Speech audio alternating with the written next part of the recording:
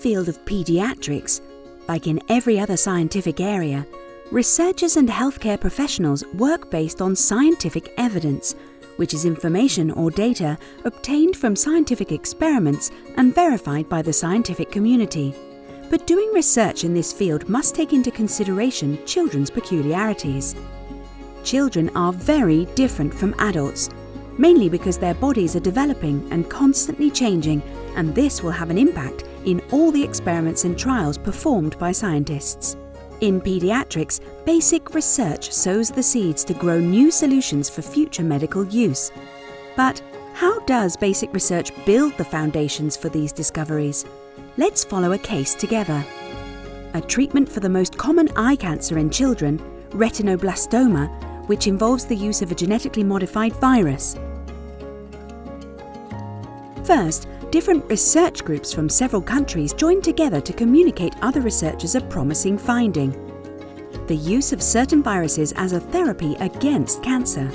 Several studies have been showing in a conclusive way the possibility of modifying some types of virus to get rid of carcinogenic cells.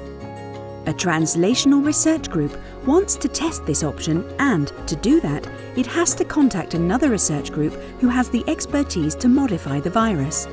A biotechnology group takes the first step to carry out studies based on the knowledge of basic research groups.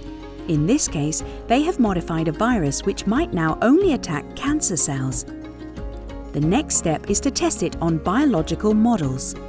With the help of the patients and their families, who donate samples of body tissues, researchers reproduce the encounter of the modified virus with the tumour at a microscopic level.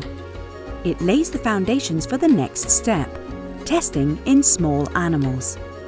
The accomplishments of the different research groups and the publication of their results make it possible to successfully try the potential therapy on children suffering from this type of eye cancer. A clinical trial can now be conducted. If the outcomes of the clinical trial are positive, patients gain access to a less invasive potential cure, and with fewer side effects than previously available options. Nowadays, and thanks to the collaboration of researchers, clinicians, patients, and families, basic research in retinoblastoma has allowed the design of the first clinical trial to potentially treat this disease. To continue having a positive impact on children's lives, we need to involve them and their families in the whole research process. Together we can encourage patient-centric research in paediatrics. Help us help others.